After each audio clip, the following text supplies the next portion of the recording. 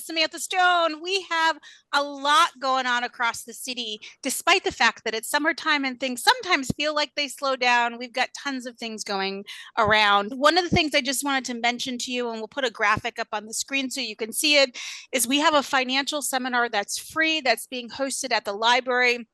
And we have a wonderful partner with us who is sponsoring that.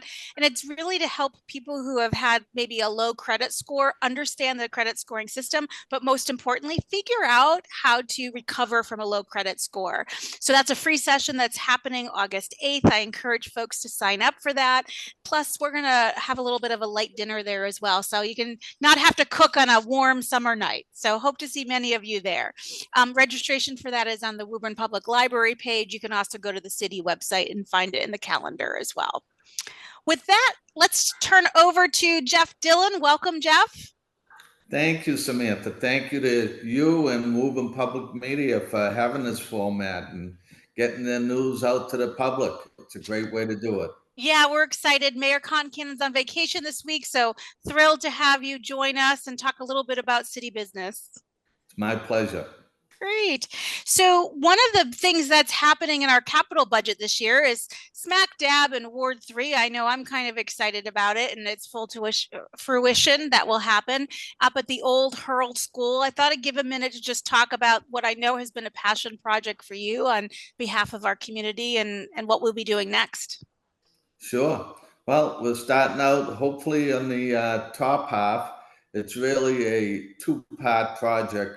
With the upper half where the school is, start with the demolition there and continue down once the demolition's done, and some structures and open space up above, move on down to the bottom half. But again, it's more of a two-part process. So we're excited. We're in the permitting process for the top half. And a big part of that is first getting the demolition done, which there are no grants for. That is something the city has to pay for. And it's $1.1 million is the estimate. And that is, if not gone out to bids, getting ready to go out to bid.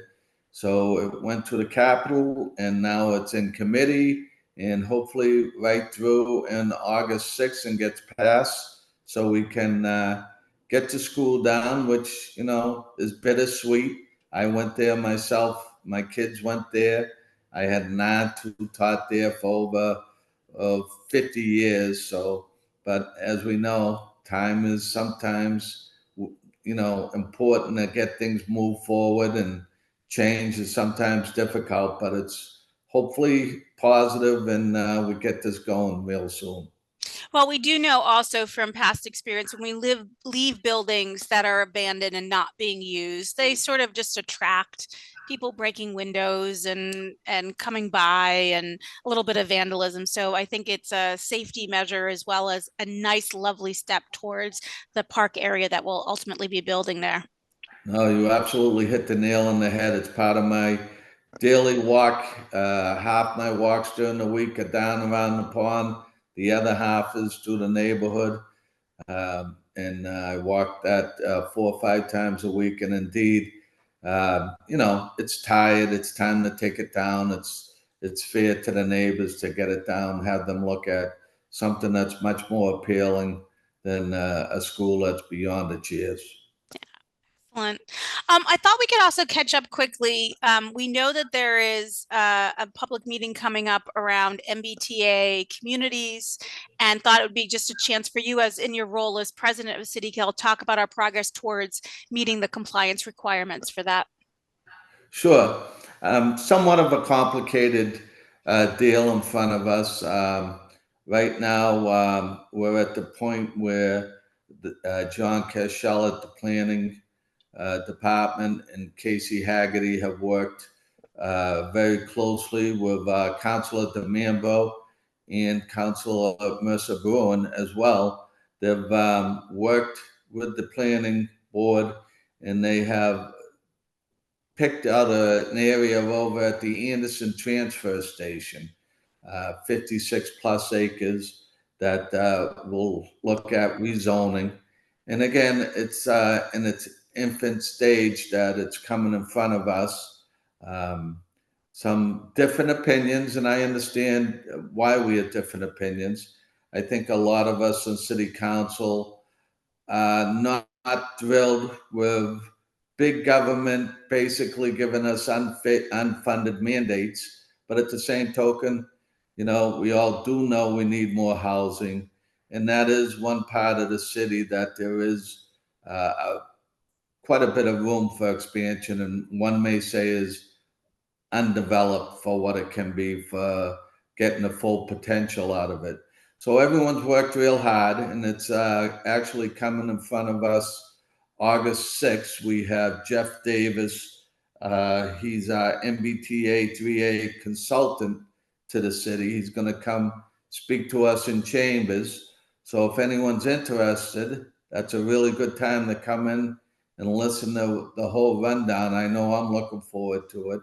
Again, it's various opinions on what we should do, and it's really the first stage to hear out the different ideas and see where we're going. We do have to make sure we get this done by December 31st.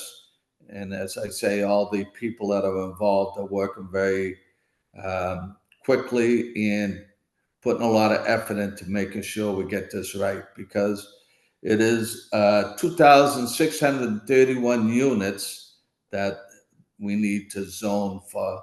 And again, I believe it's 55-acre site over there they're looking at. So it's coming in front of us soon. So again, August 6th would be the date to show up at Chambers, 7 o'clock. And like all of us, get educated and find out what's going on. Great. Thank you for that reminder. That's an important one. I know the community cares a lot about it. We have had a few little enhancements around the downtown area, the planning office, in conjunction with Rich Haggerty's office, using some money that was marked for our community. And I know, Jeff, you were one of the first people that I recall using the Pocket Park when it first came. I know you held a couple meetings there and got some Q&A. Have you had a chance to use any of the giant chess sets or the Adirondack chairs or anything that's sort of scattered around? No, but when I was down at Marco's not too long ago, I did walk over and check it out, and it is very inviting. And again, that's what we need to make sure our downtown is neat, clean, inviting. We have some, as we all know, awesome restaurants down there that make it difficult to try to stay on the diet. They, each and every one of them, you can walk 5 minutes and find the next one that's just as good as the previous one. So it's a great idea to make these attractions downtown. And I think within the next month or so, you're also going to see some real good improvements for traffic calming throughout the center. We're talking about getting some crosswalk signage in the middle of the street, letting the drivers know that the pedestrians have the right of way and such. Just a little way to try to calm some more reasonable speeds through downtown. Because as we all know, everyone today is in a hurry and everyone's got to get where they got to get. But really, it's important that as we approach the busy part of downtown, that we take our time and make sure we're looking for pedestrians. It's such a busy place during the day and so much going on. And Woburn Redevelopment Authority and the planning board has been working real hard at that. So I look forward to seeing that happening downtown, and continued growth and good business to all that are down there. Yeah, it's a wonderful space. Actually, there's so many fabulous places to eat, a few places to shop. It's and now a few extra places to sit in and people watch it and enjoy what's happening around, which is a bonus. Um, I wanted to talk a little bit just in general about Ward 3. Anything else going on? I know we talked about the old Herald School. Anything else going on there that you want to remind us about? Sure. As a matter of fact, on my list to talk about to Clerk Higgins is to put together a neighborhood meeting sometime either August or September in regards to the Central Square Fire Station. I think it's come time to have a meeting, just get some input from the residents, and perhaps put that forward to get it put out in the market and disposed of, so that we don't go through another winter with it. See where that goes. So that's coming up. Over in Thornton Street, we just had some sidewalk repairs that the trees that were planted years ago popped the sidewalk, and that, as minor as that seems, it's important to make sure for folks that walk on a daily basis in that area that they're not tripping and falling. DPW did an incredible, efficient job over there, neat, clean, hard-working crew. I watched them do it, and as always, impressed with their hard work. We have a great team of people. And who has a wide range of skills. It's actually amazing to me what they do in a day. There's all kinds of things that happen, and lots of great talent there. Well, you hit the nail on the head with that, Samantha. I look at the business I'm in, property management and real estate development, and of course, we always try to keep everything in house. And it amazes me the talent we have in DPW and Woburn. That from everything from electrical to paving to cement work to plumbing. There's not a lot of subcontractors that get involved on a daily basis running the city. They really do a great job. Yeah, they do. Before I let you go, I just want to ask about one of our best buildings in our city, our Woburn Public Library. You've been a huge supporter of the library. Any programs you're participating? Any good reading you're doing this summer? Well, as you know, I'm slipping into retirement here, December 31st, and I'm down to a 3-day work week. And one of the first days that I had off on a 3-day work week, starting in June, it was one of those rainy days. So I went to the library and I sat there and I did my favorite thing in the reading room. I read about 4 newspapers because I'm Excellent. old and I love to read the newspaper. Now you have taught me Facebook, Venmo, and all these new modern technologies. But one thing you're not going to get me over to reading the newspaper online. I gotta feel it in my hands. I gotta sit there and turn the pages. So I really enjoyed spending a couple hours there one day and just going through Wall Street journals, the Globes, and everything. It was a great morning. I love it. Every day here in the office, we have the pleasure of getting the Times, and I always take a few minutes to make sure to read it. There is something tangible about touching a newspaper and flipping the big pages and just sort of absorbing yourself in it. But the programs they have at the library are just incredible. It's from anything from young children right up to the seniors, and Hermaine and her staff. I just can't say enough about the way it's run and how welcoming it is and how much I enjoy it. I know the community as well. If I can as well, give a plug out to Rory at the recreation department. One of my grandsons just finished a camp last weekend down at Spence Farm, and every day I look forward to getting an update of how much he enjoyed it. And it's the opportunities that we have residents in this city. I'll put it up against any other city, from the kids right up to the seniors. We live in a great community, and I'm really happy to be part of it. Yeah, there's a lot. Most people know that my children are grown adults, but I have a lot of friends who have younger children, and they're telling me a lot about the programs they're participating in. And I'm hearing lots of awesome stuff like you are from your grandbaby, and it's great to see that people enjoying it, having fun, making friends. Seeing friends that maybe they saw in school and had a break from. And there's so many choices now. It's actually kind of remarkable selection of things that people can, no matter what they're interested, whether it's playing a sport or swimming or making art or lots and lots of other things that are available for folks to get involved with at the library and the rec. We're very, very lucky in our community. That's for sure. Again, this was more like just general recreation, but the week or so before that, same deal. He was at a basketball camp that he loved. So whether or not it's sports related, just general camp, like you mentioned, a lot of opportunities out there for our kids.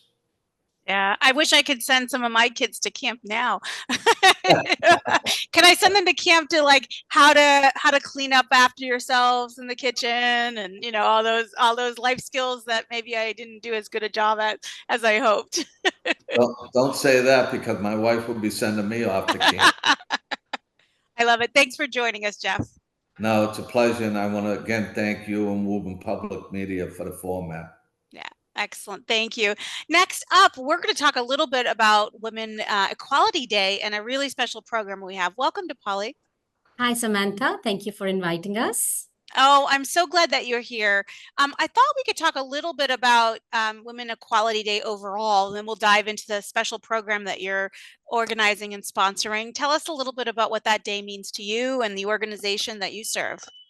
So yes, the Women Equality Day basically represents a significant milestone in the ongoing struggle for gender equality.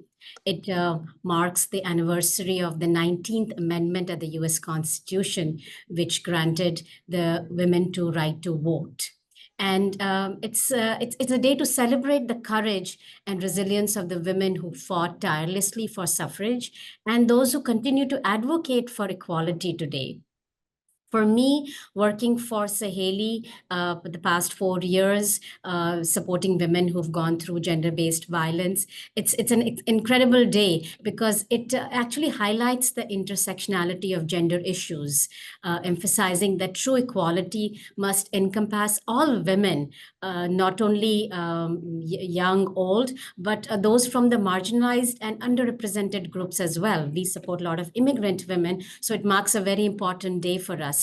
It's very inspiring for me because it fosters a sort of a commitment to make an inclusive environment for every woman who in the community and to highlight that it has the opportunity or they have the opportunity to thrive and contribute to the society without facing discrimination or bias, which we feel that women do face with regards to reproductive justice, their salaries, gender-based violence, everything. So it's an important day to mark that.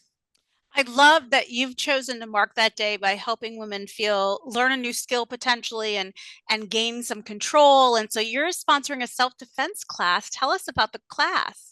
So the self-defense class is going to be sponsored by us, but it is hosted at Focus Martial Arts and at 6 Cummings Park Drive. They've been very gracious enough to offer their facility for an hour and with their instructor.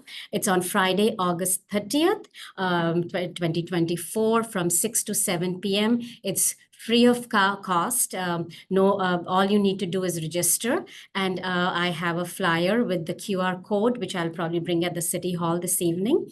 And also we are putting it on social media to register and just let us know that you will be there and come and have fun and have an hour of solidarity with all like-minded women who are working towards gender-based equality. So I know sometimes in classes like this, someone who has never taken a self-defense class can be a little intimidating, maybe a little nervous about what's going to happen.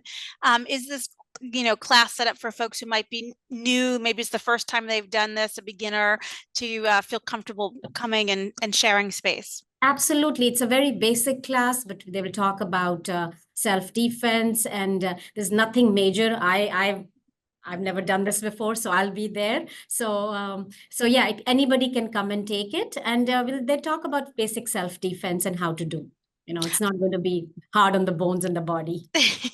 I love that. And I'm really grateful for Focus Martial Arts. They've done a number of things in the community. They're helping us sponsor in the back in the classroom one of our job fair pre-prep activities around interview skills. They're letting us use their space and letting any children who need to accompany parents hang out and play in the area, open gym area. So grateful that they're continuing to support our community in these important ways.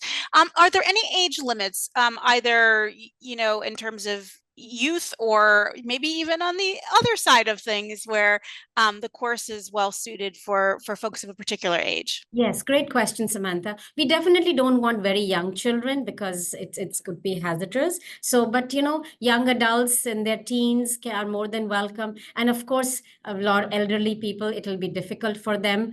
So just see how you feel, how your body is, but definitely not young children because it could be hazardous for them. So, young adults starting from say 14, 15, 16, they can come, and it's good for them to learn about the what the importance of that day is. So if they come, young girls, and it's for girls, we want to promote this event for women and young girls. So yes, we just have to be conscious about the age at both ends. Excellent. Well, thank you so much for joining us and for sponsoring this free activity in the community. I hope a lot of people are able to participate and take advantage of that. Thank you so much, Samantha, for inviting us, and we'll see you soon. Absolutely. And next up, we're going to talk art. Welcome, Frank. Hello, how you doing? I'm good. It's good to see you again. Yeah, I'm representing the Woburn Guild of Artists. I'm currently the president right now, and my daughter Alexandra is helping to organize and run the Summer Arts Festival, which is going to be this Saturday at Spence Farm from 11 to 3. I love it. And, the Arts Festival isn't just displaying artwork. There's other things that are happening that day too. Tell us a little bit about what people can expect when they visit. Well, this arts festival is all vendors selling their art. So there's also crafts to some degree, but mostly art. We're going to have food by Fox Den. We're going to have music. We're going to have some live performers of the Merry Minstrels and Frankie Bonsignor and some DJ going on. So plus we'll have cookies and stuff like that for sale. So it'll be a fun day, and more of the art to the world, the better. I think it's such a great opportunity for us to learn about some of our local artists and to help support them and really encourage people to explore their talents. What kinds of art might be for sale and on exhibit there? Well, we have one member that's a great watercolor. One's really good with oil. They have their photography. There's a great photographer. There's one that does these giant paintings that are modern art that are pretty cool. My daughter has the upscaling of clothes, where she takes old clothes, makes them into new clothes, and she'll have her Mayfly bus there with the Volkswagen bus. We have one member, he does woodworking. So there's all kinds of various different things. So you can start shopping for Christmas early, get some presents done. I love it. That sounds really fun. And people don't need to register. They can just kind of come on down, right? Spence Farm, come on down. We're gonna have some people inside, some people outside. It's gonna be a beautiful day, so we certainly want everybody to attend. And we're always looking for new members as well. So this within the community, this is a great way to see if you want to join. Because during the year we have exhibitions. Well, we have demonstrations during the year where artists come to us and we meet and they have demonstrations of their art in the different forms. And then at the Festival in the Common, that's where we have our exhibition of the contests. So, people, members and non-members can also enter and to win prizes for best art in Woburn. I think that's so fantastic. I know in the library program room, there's always a display of a local artist and things. And it's always wonderful to see the talents that are right here in our community and help lift up the work that they're doing. Yeah, I mean, Joe Lato is also, he teaches at the library sometimes. So that's great too. So our members are out throughout the community. So we just want to get more people to join and be exposed to it. I mean, they also were at the Taste of Spring, so they've been showing that at that event each year too. Fantastic. Thank you for joining us, Frank. All right. Woburn, as always, there are some amazing things that are happening in our community that I hope you have an opportunity to go out and visit and explore. Less fun, but important. Just a reminder that we have on August 3rd, our hazardous waste disposal day. That is something that we do once a year. That is a free service to our community. The information about that is on our website. I hope you go out there and take the self-defense course and check out the art and come participate in city council meetings. There's so much going on, and we're so lucky to have that in our community. As always, Woburn, please continue to take good care of each other.